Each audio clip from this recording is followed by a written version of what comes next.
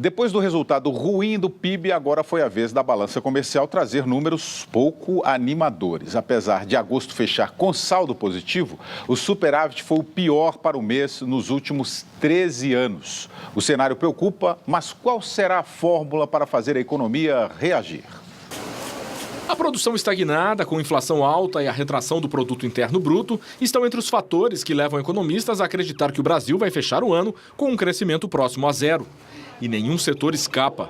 Comércio, indústria e agricultura tiveram desempenhos ruins. O mercado financeiro reduziu pela 14ª vez seguida a estimativa para o PIB do ano, que recuou de 0,70% para 0,52%. Investimento e produtividade são coisas muito ligadas, mas são absolutamente essenciais ao crescimento. E, para falar a verdade, a gente não viu nenhuma delas recentemente. O rendimento médio do trabalhador brasileiro nunca foi tão alto e os índices de desemprego tão baixos. Mas nada disso ajudou a melhorar o cenário econômico. Especialistas divergem sobre as possíveis saídas para a situação. Há até quem defenda adotar outros indicadores para calcular o desenvolvimento do país. O PIB é uma conta errada. Você tentar resumir a situação de um país numa só cifra é uma bobagem metodológica monumental. Mas em véspera de eleição não deve haver nenhuma grande mudança. Esta semana, os diretores do Banco Central vão se reunir para discutir a taxa de juros. A expectativa é que a Selic permaneça em 11% ao ano. No futuro, outras medidas devem ser fundamentais para retomar o crescimento econômico. Para que a gente consiga colocar o país numa situação tal que ele volte a crescer sem esses desequilíbrios, sem uma inflação exagerada, sem desequilíbrios nas contas externas. Quer dizer, uma situação de crescimento que é sustentável. Boa noite, Marco Antônio Villa, Ayrton Soares. Vou perguntar aos meus economistas aqui da bancada. Não, vocês entendem de economia, vocês não fazem compra de supermercado? Sim, claro. Agora, se você acha que o governo vai fazer alguma movimentação na economia véspera de eleição? Tem tentado fazer de forma eleitoral. Esse que é o grande problema. A gente trabalha com curtíssimo prazo, sem ter perspectiva de médio e longo prazo. Esse é um problema grave que o país tem. Não há nenhuma justificativa de uma crise internacional. Isso é bobagem. Isso é alguém que sequer sabe ler um jornal. Os dados são claros. Do último trimestre, o PIB encolheu, por exemplo, 0,6%. Se você pega no mesmo segundo trimestre e olha, por exemplo, o caso da China, cresceu 7,5%, a Índia 5,7%, e aí vai, né? Portanto, não é um problema de crise internacional. Então, ao falar isso, desconhece o assunto. Então, a questão é interna. Basta ver que, por exemplo, as importações caíram do Brasil e aumentaram as exportações. Ou seja, caiu a demanda aqui interna. Isso é evidente. Por outro lado, e os dados acabam mostrando isso, você tem a dívida pública do setor público, saltou, está 35% do PIB. Né? Por outro lado, não há investimento. Teve um crescimento negativo do PIB em relação ao investimento, 5,3% no segundo trimestre. Em suma, os dados são aqueles que nós estamos falando aqui há meses, que a situação era muito ruim. Por quê? Não há investimento, que a questão central é essa. Não é só querer expandir o crédito. Você vai pressionar a demanda e vai comprar o quê? Aí dispara os preços. A grande questão é que falta um projeto para o país. Nós não temos. E já dissemos aqui várias vezes, política industrial, há um processo de desindustrialização evidente do país, não há uma política de médio prazo do que o país pode ser, em suma, há um desgoverno econômico e nós teremos. E isso é muito grave.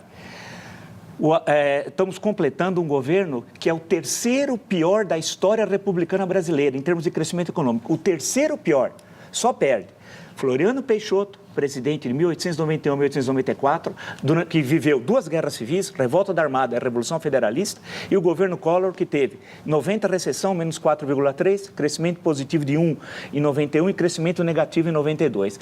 Mas tem de se lembrar também, para ser justo com o Fernando Collor, que pegou um país com inflação anual de 1.100%. Portanto, este é, em termos econômicos, o pior governo da história republicana. Não há nenhum que tenha dados tão ruins como esse. Os dados não mentem. Ayrton Soares, você concorda com o Villa que é um desgoverno econômico?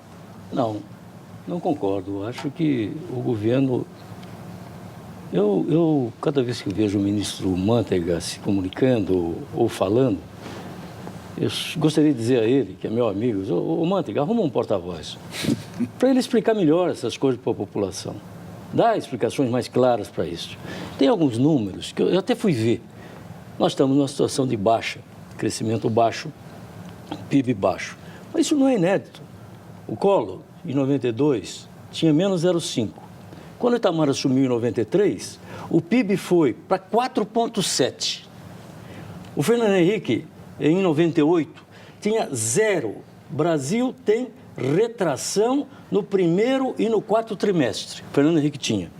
Logo depois foi para 0,3, depois em 2000 para 4,3, depois baixou para 1,3, depois foi em 2002 para 2,7. O Lula, em 2009, tinha menos 0,3. Em 2010, o PIB foi para 7,5. São dados que foram publicados. Essa variação do PIB depende muito da conjuntura interna e externa. Eu não posso classificar de maus governos, porque se você for ver os economistas que estão por trás dessas políticas, não varia muito. Não tem nenhum economista socialista nesse processo. São todos dentro do sistema capitalista e arrumando regras e normas para definir soluções dentro do sistema. Ninguém ousou mexer com essa estrutura. Aí você fala, mas você tem o consumo, levou ao endividamento. Não foi o consumo que levou, foi os juros que o sujeito paga para consumir nos empréstimos que faz para comprar. Esses juros que ninguém toca mais. Então, eu sou daqueles que acho que se você tiver uma política correta para juros, para poder emprestar dinheiro a custo zero, para que o povo possa comprar e tiver um estímulo real, não só para a indústria imobilística, mas para todos os segmentos, para que possam produzir com mais qualidade, com melhor performance, eu acho que isso pode ajudar. Agora, em ano de eleição, se você verificar, você vai ver uma coisa. Vê, tudo o que se pode fazer de negativo em termos de informações, veja, hoje tem um anúncio de que a balança comercial entrou no azul no mês de agosto. Superávit de 1 bilhão 168 milhões de dólares. Isso foi anunciado aqui por nós. Muito bom. Esse ano, nós já temos um superávit de 249 milhões, enquanto no ano passado, no mesmo período, tínhamos um déficit de 3 bilhões 752. Então, se eu comparar com a política do próprio governo Dilma do ano passado por desse ano, eu vejo que se o déficit do ano passado foi de 3 bilhões e desse ano existe o superávit 249 mil, alguma coisa mudou na economia favorável a essa balança comercial.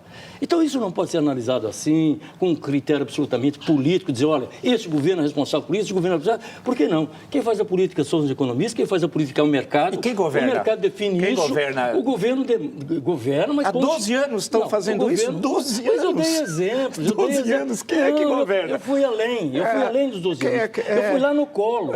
E procurei ver o seguinte, mas o Collor pegou uma situação de uma inflação de 1.100% ao ano. Eu quero mostrar, não é isso, viu? Eu quero mostrar que o Collor deixou para o Itamar, em 93, o Itamar tirou de 0,5 para 4,7. Mas é sobre uma base negativa, é uma questão de estatística, sobre uma base negativa do ano anterior. Eu trago os números aqui que mostram evolução, e você sabe.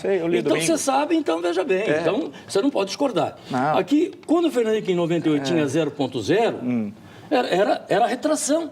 Não, zero não é retração, você está estagnado. 0,0 está escrito aqui. O que agora é recessão, que é diferente. Em primeiro e terceiro trimestre, primeiro e quarto trimestre de 2000, mas no ano foi zero. 1999, zero. E depois, o Fernando Henrique chegou a 4,3. O Lula teve menos 0,3 em 2009 e depois chegou a 7,5 em 2010. Sobre 0,3 do ano anterior. Mas eu não quero são crescimentos pífios. Esses crescimentos... Não quero confundir ninguém. Não, mas você está falando do triplo do PIB. Não importa o quanto. Eu estou mostrando números para o telespectador mostrar que essa variação, os economistas não são divergentes, não. Eles têm uma linha aqui, outra ali. Um puxa para cá. Agora, o que eu tenho que registrar é o seguinte, mercado de trabalho estável, consumo crescente, e este país não pode ser um país de recessão. Essas médias, essas médias históricas... De novo, também vou ter que falar. Não, você falou 10 vezes o tempo. Essa média histórica é muito baixa. Os últimos 20 anos, em termos econômicos, o Brasil foi médias históricas de crescimento econômico muito baixo. O Brasil cresceu até final dos anos 70, no mundo ocidental foi o país mais cresceu. Nós podemos crescer tranquilamente 6 a 7% ao ano. Nós crescemos, né, não cresceu. Não cresceu no ano, cresceu 13%. Você não conhece a história, então. Você dizer que em 1973 o Brasil cresceu 13%. 13%? Que isso? Isso é outra história. O Juscelino cresceu 7%. O quinquênio juscelinista.